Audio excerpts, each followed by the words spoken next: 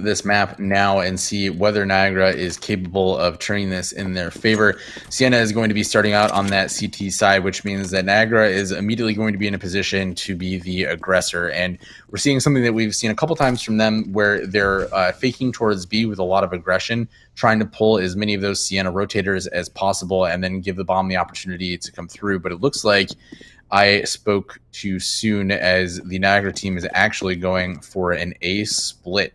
So whether Siena can suss this out and do something about it remains to be seen, but Niagara has definitely got that multi-angle approach. And oh man, two people crossing those connector steps. Oh boy, that is going to be a rough start, but Swordbird, the name of the hour right now, able to find a double kill early on. That's going to be a great opportunity to come through and find some value. I mean, it's going to be absolute the opportunity that Niagara needed to keep things tied up. However, it's tied up right away again. General Ken is taken offline. Chewy Milk also going to fall. That 2v2 kind of, but Flux able to find one. Wizard finds the kill. It is Wizard v Swordbird. Oh, it is the last round of Overpass all over again. However, this time it looks like there is a, what is that, a 1 health difference? No, I can't see. That's like 11. I don't know what's going on. Never mind. Don't ask me to do math. I don't know what's going on. Anyway, Siena. Okay, Swordbird. Oh, buddy. Swordbird. Great reaction there. Round of applause for our boy Swordbird over here. That was an excellent way to immediately snap back from the Overpass loss and really make a difference in favor of Niagara being able to build on that momentum, get a couple rounds out early, and show why this map is their pick, and also hopefully their comfort and success. Success, I mean, is great for Niagara. They find that first round win, but by the skin of their teeth. Now, it's okay to lose players during the pistol round because it's, it's not like you're saving for econ, right? But you definitely want to have players being a little bit more alive. You want to be winning these rounds a little more convincingly, if you will. And now it's 3v3 again. So Siena walks right in. Niagara takes out just as many as they lose, but we're in that weird situation where even though these players have been kind of on the run in favor of Niagara, they're still tied up. Even Siena having a slight health advantage. So Niagara, I mean, if they're winning by the skin of their teeth, that's still a win. But they really want to be winning these early rounds more convincingly. Now we're in a 1v2, and the fire rate advantage simply doesn't even matter. Niagara, they are going to lose that first round. That's an early round that could be a surprisingly strong impact on the side of Niagara. When you get that first round, you're kind of on top of the world and you're ready to buy into it. The risk, of course, if you invest all the way up to the AKs, which certainly if you get the bomb down is an opportunity, you risk exactly what just happened. You get overwhelmed by the pistols, or you get a couple lucky headshots from your opponents, and then all of a sudden your gun advantage goes immediately to the other side. So now we're in a situation where Niagara, who had AKs and all sorts of rifles from the last round, are down to a couple vehicles and only 2 armors. So not the ideal situation to continue the momentum that they were hoping to. And really, it's hard to say what's going to happen here, but this will definitely determine what the path for the next couple of rounds is. And Pango just taking off Brav's head without even thinking about it is not a good omen for what's to come on the side of Niagara. Not a good omen in the slightest. That is such a positive, such an effective way to start this round that now Niagara's really going to have to make up for lost time, and that's not something they want to be considering in a scenario like this. This, again, is the map that they're supposed to be coming out strong on. It's considered their best map, and for them to lose 2 rounds back-to-back like this early on is going to hurt. And unfortunately, that is a clean round for Siena, which means that Niagara has come away with basically nothing for the investment they had. We had a lot of deagles, so that's $700 a piece. A couple had head armor, which is another 1,000, which means that, as you can see across the board on the dollars on the other side, there is some money, not a lot of money, which means that no matter what happens, it looks like Brav has already made the decision to buy up into that Krieg, which means that the rest of the team is going to have to do the same, or are they just going to play hero rifle?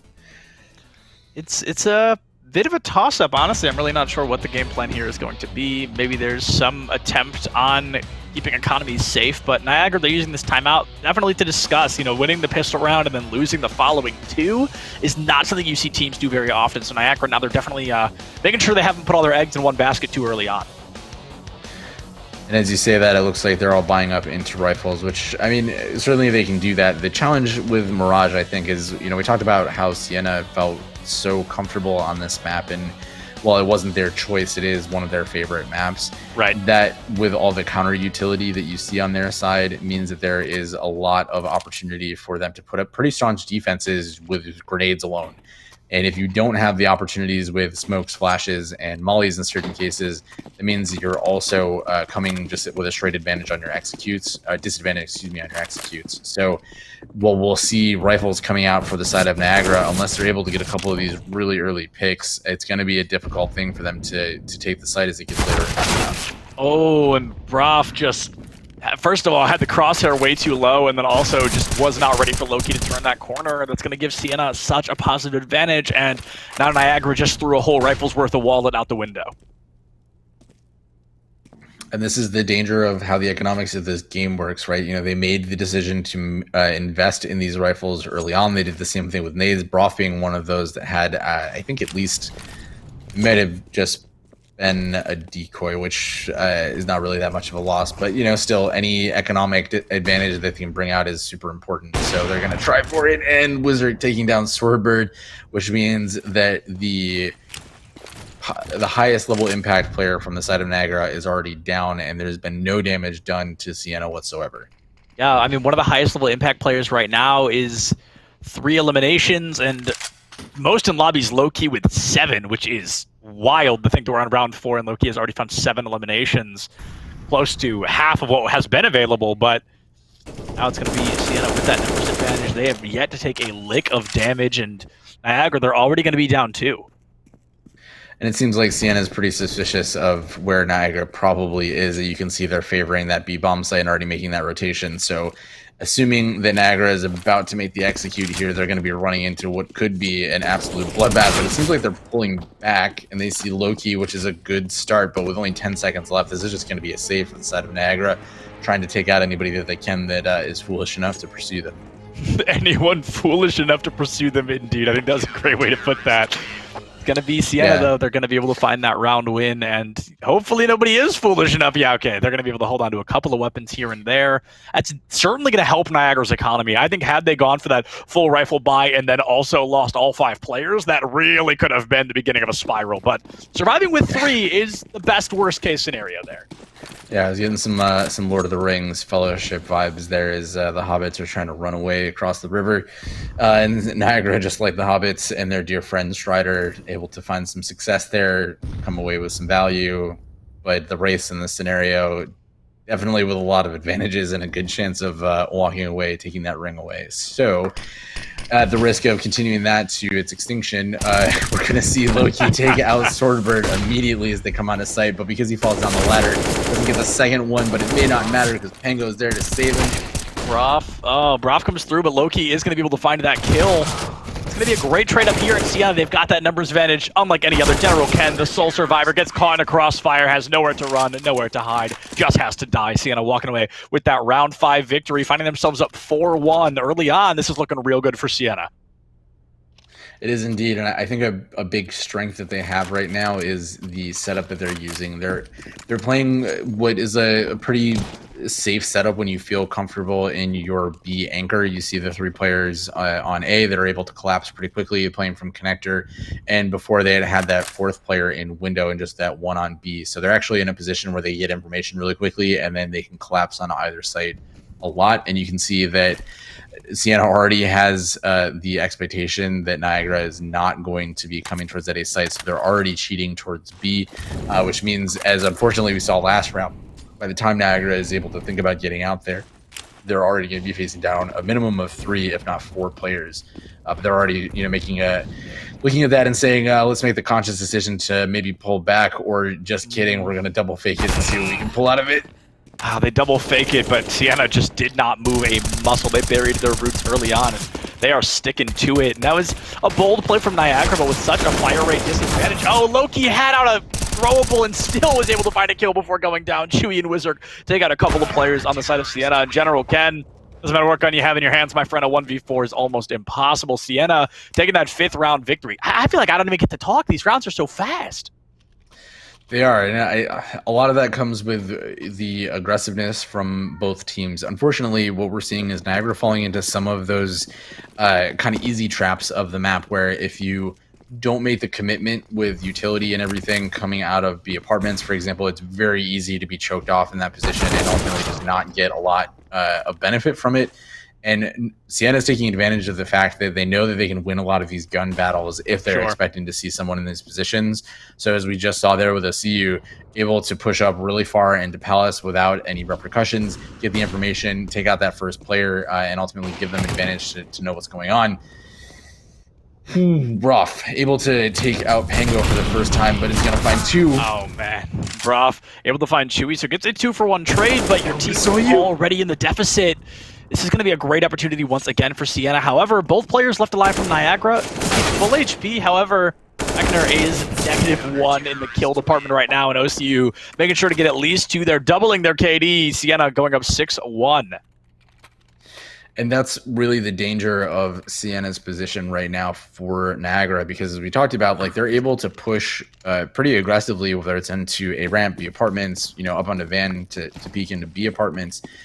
So they're just getting a lot of map control very early. And we saw OCU, because he got that early Palace pick, was able to push all the way through spawn, which was not expected by the side of Niagara. And even after they caught him out, he just ended up in that position where he was able to take back both of those kills and end up with a 3K on the round. So if Niagara isn't able to deal with some of this, whether it's going collectively together and being a little bit more aggressive as a unit, or just winning some of those lurking one-on-ones, that's really the way that this is going to slip away. Yeah, it really does feel like it slipped away from Niagara a little bit. Like you mentioned a while ago, I liked what you said about it being kind of a... They're falling into the expected kind of traps of the map, and right now Wizark already able to find 2 so early on. Goes for a no-scope wall bang, but nobody's there to get caught out by it. Chewy Milk puts down Vector. Swordbird and Flux, the sole survivors, but Siena, they are standing strong. Chewy Milk taking a bit of damage, but not nearly enough to make the magic happen. Here comes Loki in the back. Swordbird finds a kill, but Chewy gets the execution on to Swordbird. 7-1 Siena. There's a part of me that almost wants to make the recommendation that right now they are doing, I think, the right things in most circumstances, right? Like you want to go as a group towards one site, you want to set up for your executes with your utility as you have it. You want to do all these things that are going to help you kind of act as a single group. Sure. But because that's not working in the ways that they have been pushing a lot of B apps, a lot of stuff like that, they're not really taking much mid control. And unfortunately, they're just losing some of these early picks because, again, no utility means that you're just going in dry in these different positions. And because there are 2 ops on the side of Siena, it's really hard to contend with that. So what I would like to see as an adjustment for them is to maybe just respect the fact that Siena is aggressive, like we just saw with Broth and Loki there, and give Siena the opportunity to walk into a trap on the side of Niagara. Maybe set up and spawn, maybe set up around ramp or something like that. Try to get one of those early picks and not fall prey to that aggression that Siena just feels like they have complete domain over the entire map and are doing that with no fear. Yeah. I think you've hit the nail right on the head. So you think it'd be better for Niagara to maybe hold S a little more than they're holding W, wait for Siena to engage and kind of capitalize off their mistakes? Or do you think Niagara's level of aggression is proper, they're just not following through correctly? I think it's a little bit of both. I mean, certainly at the way that there are right now, Siena's gotten to a position where they're being kind of reckless, but because they have the results to back it up, they're obviously not really worried about it. Like this, for example, they're coming through this to try to just get that. Those are things that should be punished by Plus. They're getting the first one, but unfortunately loses the second to the 5-7. So those are the kind of situations that we've seen quite a few times over the last couple of rounds, because Siena is just like, well, I mean, we're really far ahead in economics. I mean, OCU right now is at 16K before he buys. So they're not worried about cash, and they're willing to make more risky plays. So if Niagara is able to, say put 4 people in Palace, like they've got 2 right now, and you see OCU push through there and they're able to take that out, get the rifle, all that kind of stuff, which maybe is what they're going to do. Oh, he peeks and doesn't see anybody, but those are the types of things that are just going to give them slight advantages. And if they were able to do those on gun rounds, that certainly would give them a much better chance at a successful take on a map like we saw in the first round.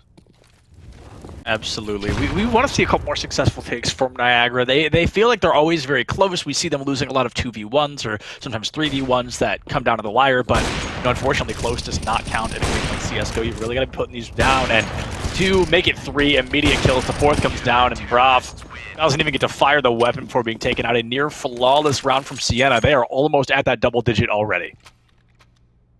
It may be a different answer or a better answer if that's not what they're feeling on the side of setting up traps or otherwise. If they could go back to what we thought we were doing in their first round, which is a decoy, right? You know, I think it's fair that Siena knows that if they're committing kind of collectively to one round or the other.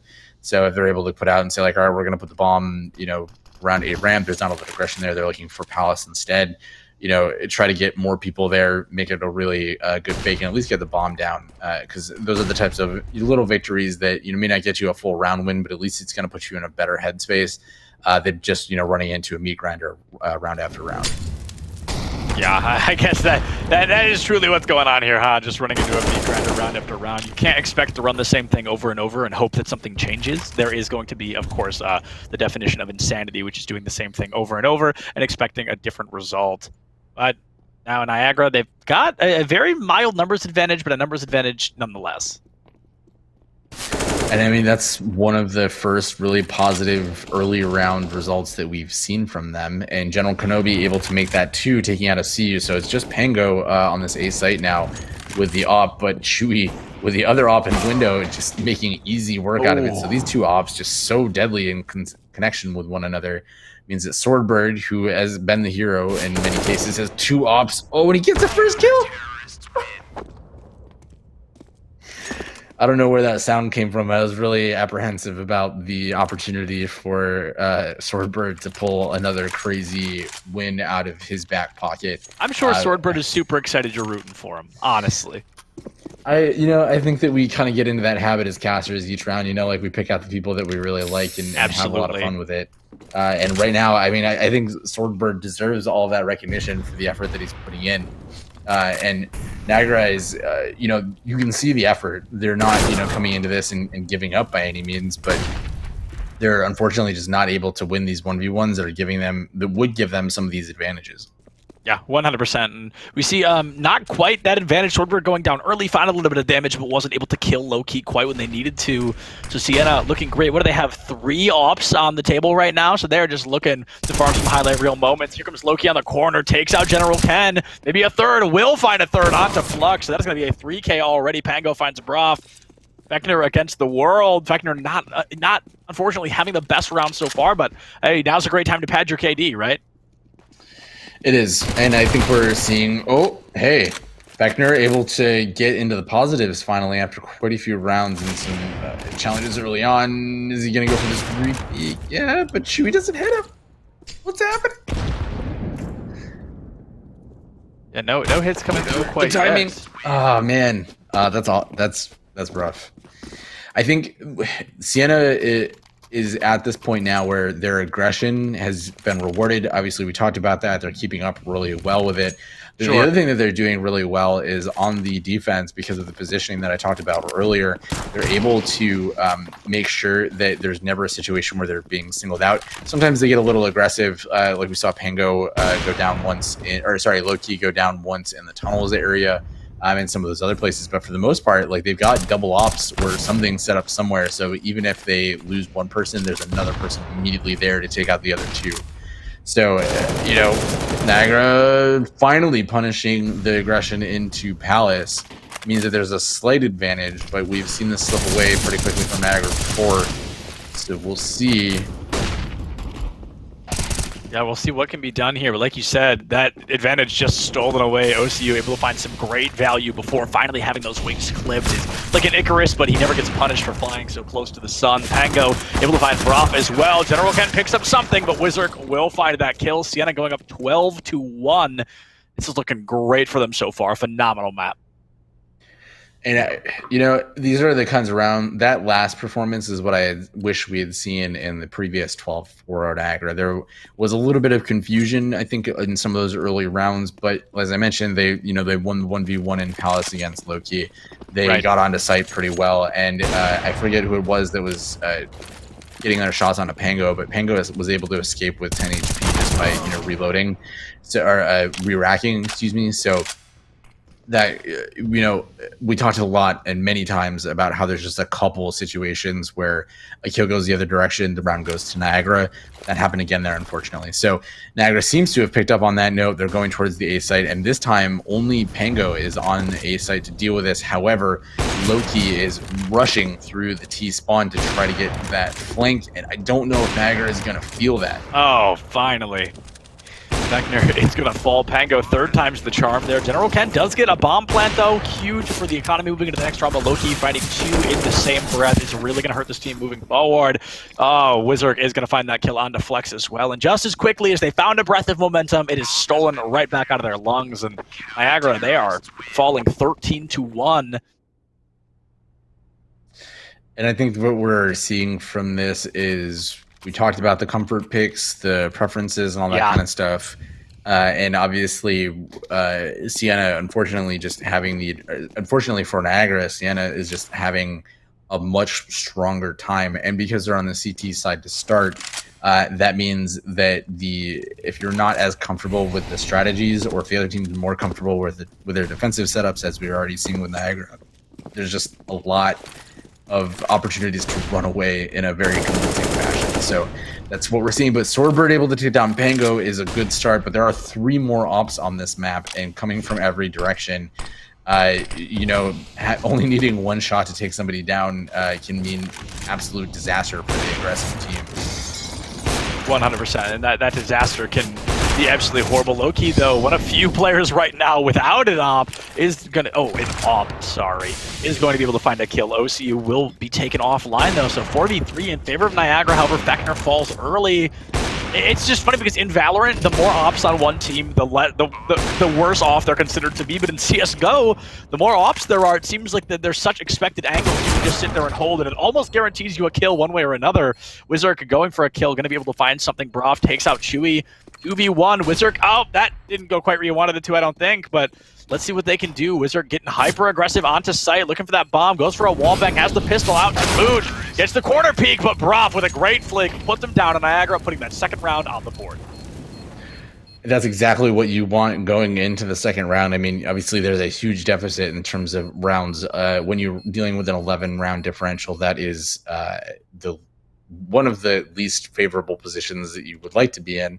But at least winning a round coming out of that first half means that they're potentially in an okay position mentally, at least as they're thinking about this round. So this round we talked about critical elements in the last map. This round is truly critical because if Niagara loses this, then Siena goes up 14-2, and they are absolutely on their way to getting those last 2 rounds with the economic advantage, and Niagara's margin for error is basically 0.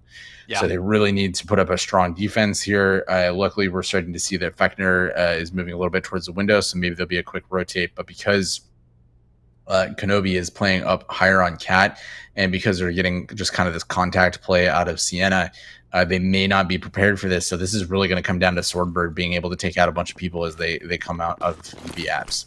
And Swordbird has been that hero player before. We've seen some great progress coming out from Swordbird. They go to get a little bit of damage there onto low key, but they've got to be careful currently in a slight 5v1 situation. So not something you want to see, but Swordbird finds 1, Swordbird finds 2. The hero we needed in the moment we needed the most takes out a 3rd. That's going to be OCU also going down. Pango and Chewy Milk all of a sudden scared for their lives. Pango taken out by General Ken, and it looks like Niagara, they are coming in hot here on this round.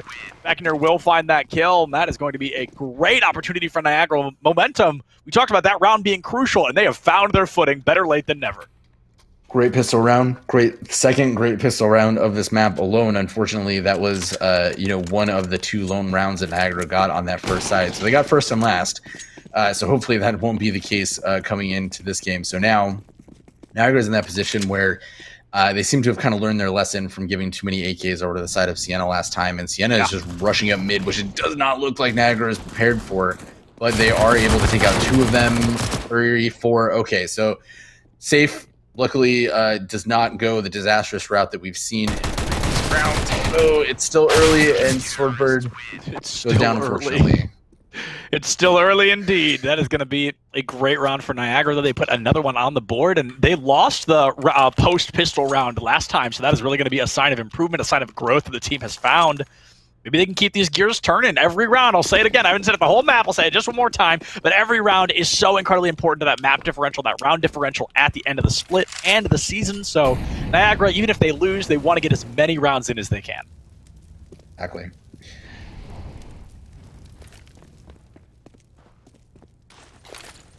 Waiting now to see what kind of makes that primary appearance. Siena, they've got a pretty... I'd say positive numbers advantage here. They've got a great rotation coming around the site as well. They're about to engage in what I believe is a 4v2 here on site. We're going to have to see if they can capitalize off the back of it. Pango, that Space Maker storming in. Nobody on site, so Niagara playing much slower, but Broth caught out in that corner, not hiding as well as they may have believed. Going to be a great opportunity as OZU takes out Fechner as well. Swordbird gets 1 kill. You've got to get 4 more to keep this dream alive. Let's see if they're able to do it. Here comes the plant from Chewy Milk. So even if Siena loses the round, they've guaranteed those additional credits for the following.